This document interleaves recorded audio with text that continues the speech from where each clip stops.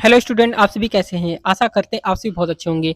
बहुत सारे स्टूडेंट के कमेंट आ रहे थे कि सर एसएससी एमटीएस क्या होता है, इसके बारे में एक वीडियो बना दीजिए। तो एसएससी एमटीएस क्या होता है, एसएससी एमटीएस के लिए क्वालिफिकेशन क्या होनी चाहिए, एसएससी एमटीएस के लिए कौन कौन से सिलेबस हैं बच्चों, और एसएससी एमटीएस के लिए कौन कौन से सब्जेक्ट पढ़ने पड़ेंगे, कौन कौन सी बुक्स पढ़नी पड़ेंगी, कौन और एसएससी एमटीएस में कितनी सैलरी होती है, और एसएससी एमटीएस के बारे में सारी जानकारी इसी वीडियो में मिलने वाली है। तो बच्चों बने रहिएगा, पूरी क्लास को एंड तक देखिएगा, आपके लिए बहुत हेल्पफुल वीडियो होने वाली है बच्चों। यहाँ पर आपको सारी जानकारी मिल जाएगी। और जिन स्टूडेंट ने चैनल को सब्सक्राइब नहीं किया तो जरूर सब्सक्राइब कर लेंगे। चलिए शुरू करते हैं बच्चों।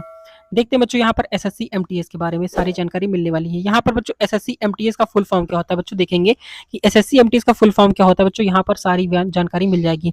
इसका full form staff select commission, SSC का फुल फॉर्म होता है स्टाफ सेलेक्ट कमीशन, और एमटीएस का मतलब होता है मल्टीटास्किंग स्टाफ होता है। इसके योग्यता की बात करें तो इसके लिए बहुत ही निम्न योग्यता होनी चाहिए। सीधे शब्दों में कहें तो बस 10th पास होनी चाहिए। ठीक है बच्चों, यहाँ पर आपको ओनली 10th पास होना होना जरूरी है बस। नेक्स्ट देखते हैं बच्चों एसएससी एमटीएस के बारे में। एसएससी एमटीएस में आपको क्या काम करना होता है बच्चों, एसएससी एमटीएस में क्या क्या काम करना होता है, ये सब आपको जानकारी इसी वीडियो में मिलने वाली है। तो यहाँ पर देखेंगे, जैसे कि नाम से साफ है कि ये मल्टीटास्किंग जॉब है। इसमें आपको कई तरह के काम करने पड़ सकते हैं। सीधे शब्दों में कहें तो ये एक हेल्पर के समान है। चपरासी, माली और सफाई कर्मी जैसे काम करना होता है। इसमें आपको सरकारी ऑफिस में स्टाफ का काम करना होता है। इसके अंदर आने वाले काम का ब्यौरा कुछ इस प्रकार है। देखते बच्चों किस प्रकार है इसके ब्यौरा। तो यहाँ पर जान लेते हैं बच्चों, यहाँ पर इसमें कौन कौन सी वैकेंसी, इसमें कौन कौन सी पोस्टें होती है बच्चों, देख लेते हैं। यहाँ पर आपकी देखिए पोस्टें लिखी हुई हैं। कौन कौन सी पोस्टें हैं देख लेते हैं बच्चों। चौकीदार, चौकीदार सुरक्षा संबंधित कार्य होता है। अपने सीनियर्स की मदद करना होता है। फाइल्स और कागजों की देखरेख करना होता है। फोटोकॉपी और फैक्स करना होता है, मतलब फोटोकॉपी वगैरह लगानी होती है। ऑफिस की साफ सफाई करनी होती है। हाइजीन बनाए रखना होता है। फाइल्स को एक जगह से दूसरे स्थान पर ले जाना होता है। बस इतना सा वर्क होता है, और इसमें इसी टाइप्स की पोस्टें होती हैं बच्चों। आइए जान लेते हैं एसएससी एमटीएस की योग्यता के बारे में। तो जान लेते हैं एसएससी एमटीएस की योग्यता के बारे में क्या क्या है। तो यहाँ पर देखते हैं बच्चों एसएससी एमटीएस की योग्यता के बारे में लिखा हुआ है। मिनिमम एजुकेशन क्वालिफिकेशन की बात करें तो इसके लिए आपको कम से कम किसी भी बोर्ड से किसी भी विषय में 10वीं पास किया होना अनिवार्य है बच्चों। 10वीं पास किया होना चाहिए। आप इसमें इसकी अगर जॉब करना चाहते हैं तो आपका ओनली 10th पास होना चाहिए बस, उसके अलावा कुछ भी नहीं होगा तो भी कोई दिक्कत की बात नहीं है। नेक्स्ट देखते हैं बच्चों, यहाँ पर क्या लिखा हुआ है। इतने कम क्वालिफिकेशन की आवश्यकता की वजह से हर वर्ष लाखों लोग इस परीक्षा के लिए अप्लाई करते हैं। हालांकि अधिक लोगों के अप्लाई करने की वजह से कट ऑफ मार्क्स हाई बना रहता है।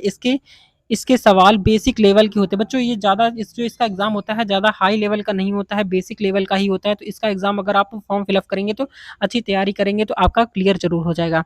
नेक्स्ट देखते हैं बच्चों एसएससी मल्टी टास्किंग के लिए आयु सीमा। बच्चों इसकी आयु सीमा की बात करें तो यहाँ पर देखेंगे, इस परीक्षा में बैठने के लिए आपकी उम्र कितनी हो चाहिए, 18 से 25 के बीच में होनी चाहिए। किसी डिपार्टमेंट में अधिकतम उम्र जो सीमा है वो 27 वर्ष रखी गई है। और ओबीसी एससी एसटी के लिए कट ऑफ में छूट भी मिलती है बच्चों। यहाँ पर देख लेते हैं और यहाँ पर जानकारी मिलती है। यहाँ पर देखेंगे बच्चों, अलग अलग प्रावधान के हिसाब से कुछ वर्ग खास वर्गों के लिए कुछ छूटें दी गई हैं, वो इस प्रकार है। देखते हैं यहाँ पर बच्चों, यहाँ पर वर्ग समूह है, यहाँ पर देखेंगे वर्ग है, यहाँ न्यूनतम उम्र है या अधिकतम उम्र है। तो जान लेते देखते सामान्य के लिए 18 वर्ष होने चाहिए, और 25 अधिकतम 25 वर्ष होनी चाहिए। मतलब 18 से 25 वर्ष होने चाहिए सामान्य के लिए, यानी कि जनरल के लिए। ओबीसी की बात करें तो ओबीसी के लिए कितनी होनी चाहिए, 18 वर्ष होने चाहिए, और अधिकतम 28 वर्ष, यानी 3 साल की छूट मिलती है। और एससी एसटी के लिए 18 वर्ष मिनिमम होनी चाहिए, और अधिकतम वर्ष कितनी हो जाए, 30 वर्ष तक हो जाएगी तो कोई दिक्कत नहीं है, यानी 5 साल की छूट मिलती है। और पीएच के लिए देख लेते हैं, पीएच के लिए 18 है। पीएच 18 से 30 से 35 तक की भर सकते हैं बच्चों, याद रखेंगे। ठीक है, आइए जान लेते हैं और इसके इंपॉर्टेंट फैक्ट क्या है। मल्टीटास्किंग एग्जाम, इसका एग्जाम पैटर्न के बारे में जान लेते हैं। एग्जाम पैटर्न की बात करें तो यहाँ पर यह परीक्षा में 2 स्टेज में होती है। पहले स्टेज को क्वालिफाई करने करने वालों को ही दूसरे स्टेज में जाने का मौका मिलता है। पहला, अब देखेंगे यहाँ पर क्या लिखा हुआ है, यहाँ पे लिखा हुआ है पहला स्टेज ऑब्जेक्टिव होता है, तो वहीं दूसरा स्टेज स्टेज जो होता है वो सब्जेक्टिव होता है। इसका सिलेबस और ब्यौरा एसएससी ही बनाती है, जिसे आप एसएससी की वेबसाइट पर देख सकते हैं। बच्चों इसके यहाँ पर आपको सारी जानकारी मिल जाएगी इसी वीडियो में, तो बनी रहिएगा लास्ट तक। स्टेज फर्स्ट के बारे में बात करते हैं। स्टेज फर्स्ट के बारे में बात करें तो यहाँ पर देखिए क्या लिखा हुआ है, यहाँ पर लिखा हुआ है पहले स्टेज या कहें यहाँ कहें पहले चरण को basic math, English, general awareness और जनरल इंटेलिजेंस यानी रीजनिंग के ऑब्जेक्टिव सवाल पूछे जाते हैं। इसके लिए आपको 90 मिनट के समय मिलता है, जिसमें आपको सभी वर्गों के बराबर बराबर मिलाकर सवाल करने होते हैं। पीएच को 120 मिनट मिलते हैं। बच्चों याद रखेंगे पीएच को कितने मिनट मिलते हैं, 120 मिनट मिलते हैं। ठीक है, नेक्स्ट इसके स्टेज की बात करें, यहाँ पर देखते हैं नेक्स्ट स्टेज की बात करते हैं। तो जो उम्मीदवार पहले चरण में क्वालिफाई कर लेते हैं, जो उम्मीदवार जो पहले चरण को क्वालिफाई कर लेते हैं, उन्हें दूसरे चरण में जाने का मौका मिलता है। इस चरण को आप शॉर्ट निबंध या पत्र लिखना होता है, लेकिन बच्चों ये अब हटा दिया गया। अब आपको ओनली यानी कि एक एग्जाम होता है, उसके बाद आपको कुछ एग्जाम नहीं होता है। ठीक है, नेक्स्ट जान लेते हैं बच्चों, यहाँ पर एसएससी एमटीएस की सिलेबस के बारे में जान लेते हैं। एसएससी एमटीएस की सिलेबस की बात करें तो देखेंगे मल्टीटास्किंग स्टाफ यानी मल्टीटास्किंग स्टाफ की सिलेबस की बात करें तो यहाँ पर किसी भी परीक्षा को पास करने के लिए सबसे महत्वपूर्ण चीज होती है कि उसका सिलेबस। तो आइए जानते हैं मल्टीटास्किंग स्टाफ का सिलेबस। यहाँ पर सिलेबस की बात करें तो बच्चों सिलेबस को पूरा अच्छे तरीके से समझने के बाद आपको इस परीक्षा की तैयारी करनी चाहिए। ठीक है, आइए जान लेते हैं इसके सिलेबस के बारे में संपूर्ण जानकारी। यहाँ पर देखेंगे बच्चों क्या क्या लिखा हुआ है, यहाँ पर देख लेते हैं बच्चों। सिलेबस को हम चार भागों में बांटा गया। पहला देखेंगे बच्चों यहाँ पर क्या है, इंग्लिश है। पहला आपका इंग्लिश है, दूसरा क्या है आपका मैथ्स है, और तीसरा क्या है आपका रीजनिंग है, और चौथा क्या है जीएस है आपका क्या है, और ऊपर से दिखा देते हैं आपको। यहाँ पर देखेंगे जीएस है।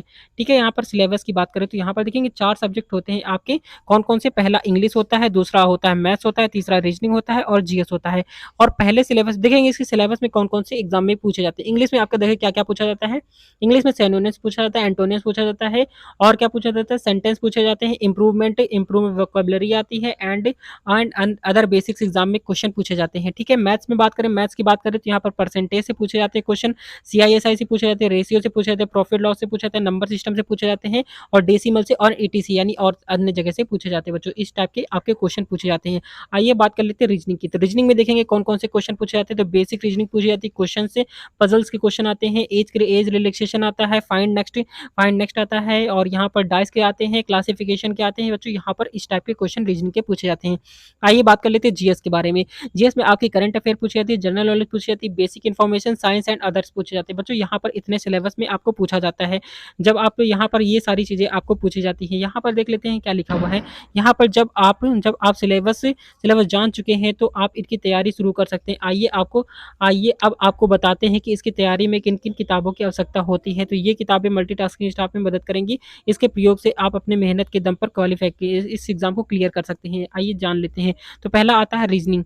रीजनिंग में देखेंगे, रीजनिंग यहाँ पर रीजनिंग लिखा हुआ है, देखेंगे ये देखिए यहाँ पर लिखा हुआ है रीजनिंग हमेशा से कई हाई स्कोर सब्जेक्ट माना जाता है। बहुत जगह हाई सब्जेक्ट माना जाता है। इस सेक्शन को अच्छे से समझने के लिए आपको किन किताबों की मदद लेनी चाहिए, तो आपको इन किताबों की मदद ले लेनी चाहिए। ठीक है, यहाँ पर आप देख सकते हैं। नेक्स्ट बात करें यहाँ पर मैथ्स की बात करें तो बच्चों मैथ में देखेंगे कौन कौन से सब्जेक्ट आते हैं। मैथ में अक्सर यहाँ पर देखेंगे बच्चों लिखा हुआ है गणित, यानी कि अक्सर से विद्यार्थियों को मुश्किल विषय माना जाता है, लेकिन आप दिए हुए किताबों की मदद से पूरा कर सकते हैं। इसके इस्तेमाल से आपको गणित का पेपर पार कर सकते हैं, कोई दिक्कत की बात नहीं होगी। ठीक है, यहाँ पर देखेंगे एडवांस बुक राकेश यादव, यहाँ पर इतनी सारी बुकें देख सकते हैं आप यहाँ पर। ठीक है, इंग्लिश की बात करें तो इंग्लिश में देख लेंगे और आपको कौन कौन सी बुकें की आवश्यकता पड़ेगी। यहाँ पर देखेंगे इंग्लिश के बारे में, यहाँ पर देखिए क्या लिखा हुआ है। अंग्रेजी को पूरा करने के लिए आपको बुक्स पढ़ने के साथ साथ प्रैक्टिस सेट करना अनिवार्य होगा। अभी सभी महत्वपूर्ण किताबों को लिस्ट हम यहाँ पर नीचे दे दिया है। यहाँ पर देखें अगर इन किताबों को आप क्लियर कर लेते हैं तो आपका एग्जाम क्लियर हो जाएगा। ठीक है, नेक्स्ट देख लेते हैं बच्चों जनरल अवेयरनेस के बारे में। जनरल अवेयरनेस की बात कर लेते हैं। यहाँ पर बात कर लेते हैं बच्चों जनरल अवेयरनेस के बारे में। देखेंगे यहाँ पर क्या लिखा हुआ है जनरल अवेयरनेस पर। इसके लिए आप कोई भी जनरल अवेयरनेस और जनरल नॉलेज की किताब पढ़ सकते हैं। इसके लिए आप हर रोज न्यूज़पेपर भी पढ़ सकते हैं। इसके साथ ही हर महीने प्रकाशित होने वाली जनरल नॉलेज से जुड़ी पत्रिका भी मदद ले सकते हैं। और इसके एग्जाम में देखेंगे ये सारी बुक्स आप पढ़ेंगे तो आपका एग्जाम जो है वो आसानी से क्लियर हो जाएगा। ठीक है, तो इन सारी किताबों को आप पढ़ सकते हैं आसानी से। आइए जान लेते हैं इसके आवेदन कैसे करते हैं बच्चों की मल्टीटास्किंग का आवेदन कैसे करेंगे। तो आवेदन आवेदन के बारे में जान लेते हैं बच्चों कि एसएससी मल्टीटास्किंग स्टाफ में आवेदन कैसे करना है आपको। एसएससी मल्टीटास्किंग यानी एसएससी मल्टीटास्किंग स्टाफ में एसएससी एमटीएस के लिए आवेदन करना कोई मुश्किल काम नहीं है। इसके लिए आपको कुछ स्टेप फॉलो करने होते हैं। देखेंगे कैसे फॉर्म भरना होता है। सबसे पहले आप एसएससी एमटीएस की वेबसाइट पर जाना है। वेबसाइट कौन सी है? www.ssc.nic.in। ये आपकी इस वेबसाइट पर जाएंगे। इसके बाद आपको रजिस्ट्रेशन करना होगा। इसमें आपको अपने बेसिक डिटेल्स जैसे नाम, पता, एजुकेशन डिटेल्स देने होंगे। इसे ध्यानपूर्वक भर दें।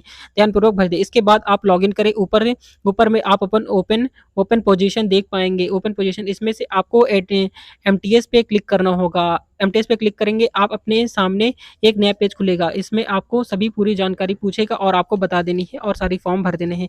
फॉर्म फीस की बात करें, यहाँ पर फॉर्म फीस देख लेते हैं बच्चों कितनी फॉर्म फीस होने वाली है। इस फॉर्म को भरने के दौरान आपको पेमेंट भी करना होता है। तो जनरल कैंडिडेट के लिए 100 रुपये होता है, 100 रुपये देना होता है, और महिलाओं और SC ST के लिए मुफ्त होता है, बिल्कुल ठीक है। तो यहाँ पर इतनी फीस देनी होती है आपको। आइए बात कर लेते हैं इसके। यहाँ पर देख लेते हैं एसएससी एमटीएस की सैलरी क्या होती है, एसएससी सीजीएल क्या होता है। यहाँ पर इजी इसके बारे में वीडियो आपके लिए बना देंगे, ठीक है। आइए देखते हैं यहाँ पर एसएससी एमटीएस के बारे में और कुछ इंपॉर्टेंट फैक्ट देख लेते हैं। एसएससी मल्टीटास्किंग क्या होता है। मल्टीटास्किंग स्टाफ से जुड़े कुछ महत्वपूर्ण सवाल देख लेते हैं। यहाँ पर देखेंगे बच्चों, पहला सवाल क्या लिखा हुआ है, एसएससी मल्टीटास्किंग स्टाफ के लिए कितनी योग्यता होनी चाहिए। तो इसके लिए योग्यता की बात करें तो इसके लिए आपको कम से कम किसी भी विषय में मैट्रिक पास होना चाहिए, यानी हाई स्कूल आपको पास होना कंपलसरी है, ठीक है।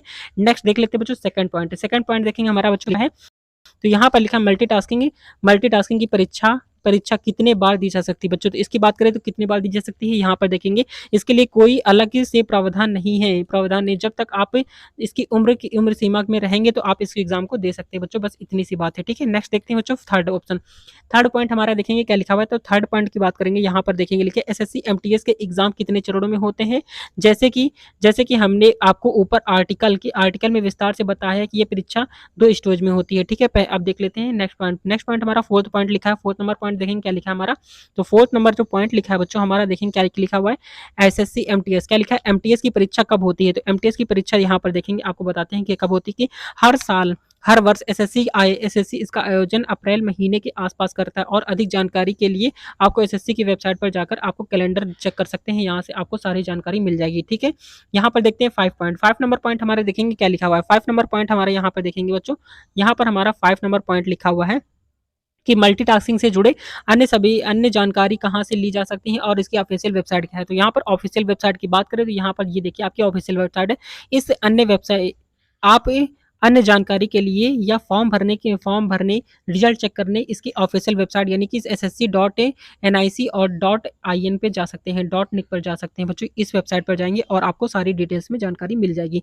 नेक्स्ट पॉइंट देखते हैं बच्चों हमारा 6 नंबर पॉइंट है। 6 नंबर पॉइंट हमारा क्या लिखा हुआ, मल्टीटास्किंग के परीक्षा में टोटल कितने सवाल आते हैं। तो यहाँ पर आप देख सकते हैं कितने सवाल आते हैं बच्चों। आपको देखेंगे यहाँ पर पहले आपको 100 क्वेश्चन मिलते थे, लेकिन अब आपके ओनली 90 क्वेश्चन आते हैं, यानी कि 20 मैथ के आते हैं, 20 से रीजनिंग के आते हैं। यानी कि ये सिलेबस जो होता है ये थोड़ा सा चेंज हो गया है। और एसएससी एमटीएस में मैथ और रीजनिंग का क्वेश्चन जो होता है, क्वेश्चन पेपर पहले देखने को मिलता है, उसको आपको सिर्फ क्लियर करना होता है, उसके नंबर से कट ऑफ में नहीं बनते। आपके जो कट ऑफ में बनते हैं वो इंग्लिश के एंड जीएस के नंबर बनते हैं कट ऑफ में, ठीक है। आइए नेक्स्ट पॉइंट जान लेते हैं। नेक्स्ट पॉइंट हमारा क्या लिखा हुआ है। नेक्स्ट पॉइंट हमारा 7 नंबर पॉइंट लिखा हुआ है। देखते हैं 7 नंबर पॉइंट हमारा क्या लिखा हुआ है। यहाँ पर देखेंगे बच्चों, यहाँ पर लिखा है एसएससी मल्टीटास्किंग में कितनी सैलरी मिलती है। तो यहाँ पर सैलरी की बात करें बच्चों तो कितनी सैलरी मिलती है, देखेंगे यहाँ पर आपको 18 से 24 हज़ार तक की सैलरी मिल जाती है। इसके साथ ही कई अन्य तरीके अलाउंस यानी भत्ता मिलता है, ठीक है बच्चों। यहाँ पर ये जान लेते हैं कि यहाँ पर नेक्स्ट पॉइंट देख लेते हैं बच्चों। नेक्स्ट पॉइंट हमारा 8 नंबर पॉइंट लिखा हुआ है। 8 नंबर पॉइंट जान लेते हैं बच्चों हमारा क्या लिखा हुआ है। यहाँ पर देखेंगे 8 नंबर पॉइंट बच्चों हमारा क्या लिखा हुआ है। इसके लिए देखेंगे, इसके लिए आप यहाँ पर हमारे टेलीग्राम से जुड़ सकते हैं बच्चों, ठीक है, और हमारे यूट्यूब चैनल से भी जुड़ सकते हैं बच्चों। तो ठीक है, यहाँ पर एसएससी की वेबसाइट यहाँ पर आप देख सकते हैं। वेबसाइट कौन सी है, www.ssc.nic.com। यहाँ पर बच्चों ये आप देख सकते हैं। यहाँ पर निष्कर्ष के बारे में आप देख सकते हैं बच्चों। तो ये क्लास आपको कैसी लगी है बच्चों, कमेंट करके जरूर बताएंगे। मिलते हैं नेक्स्ट क्लास में, तब तक के लिए जय हिंद जय भारत। और अगर आपको और डिटेल्स में जानकारी चाहिए तो आप कमेंट करके जरूर बता दीजिए, हम उस पर वीडियो बना देंगे। तब तक के लिए बाय बाय, ध्यान रखिएगा अपना और आपके एग्जाम के लिए ऑल द बेस्ट बच्चों।